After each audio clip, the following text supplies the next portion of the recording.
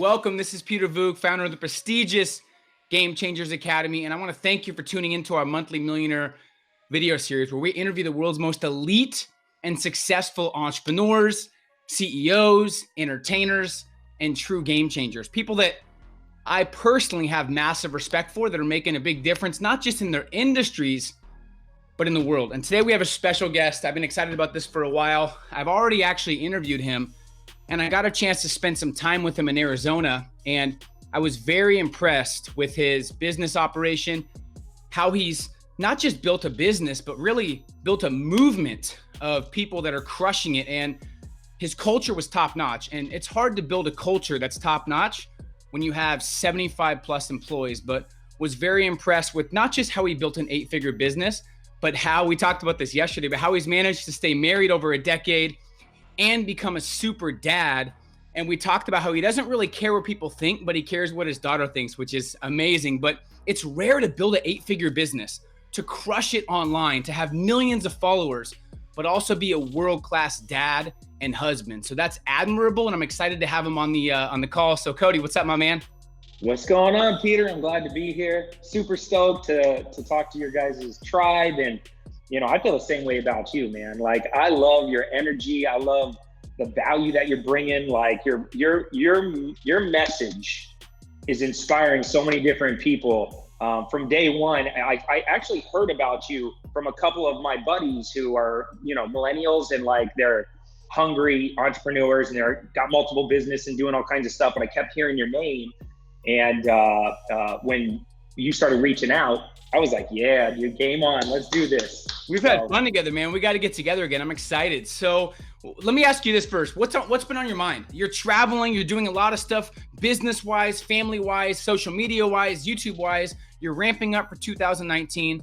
What's on Cody Sperber's mind right now? Yeah, it's crazy. You know, for me personally, I'm now in my 4th year where I've made over $10 million. And it's been such a wild ride, such a huge accomplishment. And when you're playing the game at this level, there's so many moving pieces, and a lot of it is emotional because there's all these people involved. Like you mentioned earlier, I got over 70 people just at Clever Investor alone. And so for me, my world is focused right now, and it's different than what it was when I was first starting, but it's focused right now on cash flow. Cash flow is the main metric of a business. And I didn't quite understand how powerful and important it was. I used to think of top line sales revenue. So I was always driving like, we gotta make more sales, make more sales, make more sales. And I think in the beginning, you should be sales focused. But as your business scales, it should go, instead of revenue, profit, cash flow, the model needs to flip. It needs to be cash flow, profit, then revenue. And so I'm being pushed as an entrepreneur harder than I ever have lately. Because I'm a real estate investor. Nobody taught me how to run a big business. You know, it's not like there's a rule book or a handbook to figure this shit out. Like, and can I cuss on this? Of course, it's fine. Okay, I just want to make sure I'm not offending people. But, thankfully, I have a lot of great mentors in my life where I can phone a friend or go talk to people. But it's really challenging, and there's been a lot of growth in 2018. So as I've been positioning for 2019, my main focus right now is YouTube domination. You know, I talked to you about that because I see you're killing it on YouTube, and I'm studying what you guys are doing. But YouTube domination and really just keeping the culture within my organizations thriving, focusing on cash flow management. And I now want to scale to like the 30, 40, $50 million a year level. And so for me to get there, I have to be really smart with how I spend my money. I want to put the right people in the right seats of the bus doing the right things. And it's very difficult to make those decisions in real time. So that's what all my focus is. And, you know, like my number one reason to be alive at this point is for my kids. Something happened when I had kids. I never thought I'd feel this way. I used to be very selfish and self-centered, and I was just focused on me and what I was doing with myself. But the second my daughter was born, it was like an angel punched me in the head, and I just shifted all priorities. And I actually started making more money once my kids were born, because you have a much bigger why and a deeper reason for doing things. And I stopped allowing little things to become big things. And so balancing, I have now 6 or 7 businesses, a thriving real estate investing operation going, and an education business that takes up all my time. I'm trying so hard to find this balance, and it's a struggle on a daily basis. So maybe we'll talk about that today, you know, because I know a lot of people that are young, thinking about starting families and stuff. It's a struggle, and I've learned a lot of things along the way that have made it work, and maybe I could share a couple of those key tips with you guys. That's a big topic too in the academy, because we do have a lot of game changers with kids, but you said a couple things: the challenge of 10 plus million and the challenge of balancing work life with kids and family. But it's nice and refreshing to hear people that see you online or see you crushing it. They almost always think that after $1 million or you're a millionaire, it's like all rainbows, everything's easy. It's like you got money, no problems. People don't understand that. We're going to talk about that. Like you said, there's a big wall people hit at 10 million. But I want people to understand that when you see someone of your caliber crushing it with a bunch of employees making millions, it's not all exciting news every day. It's not easy. There's still challenges. So it's good to see you putting that at the forefront and talking about that, because getting over it's going to get you to the next level. You know what I mean? Yep, 100%. That's huge. And we have a lot of people that are at 6 figures, Cody, a lot. And some are obviously at 7 and some haven't got to 6 yet. But you talked about you're obviously been doing 10 plus million and you're on your way to 30 or 40 million. That's one of the biggest reasons I think you could add so much value. It's because when I was broke, I started talking to people that made $500,000 and it helped me make 6 figures. When I was at 6 figures, I talked to millionaires. So if you're on track to make 30 or 40 million, I want to bridge the gap and have you help people at 5 and 6 figures get to $500,000 to 7 figures. So what I want to do is kind of break down the common belief systems that people need to break through or need to shift to go from 5 to 6 figures and 6 to 7. But before we dive into that, do you remember, for the 2% of people who don't know who you are, do you remember 1 or 2 tipping points when you were younger? Because obviously you've had a job, we talked about it, but you shifted to real estate and entrepreneurship. We don't need to go through the whole backstory, but do you remember a couple like tipping points that are still fresh in your memory bank that kind of caused you to want to live a life on your terms? Yeah, I mean, first off, a main driver of mine was watching my dad work really, really hard his whole life. And my dad's my hero. Like he's my best friend, and I've always looked up to him. I always wanted to be like him. I met him. He's amazing. Yeah, he works for me now. He's my CFO.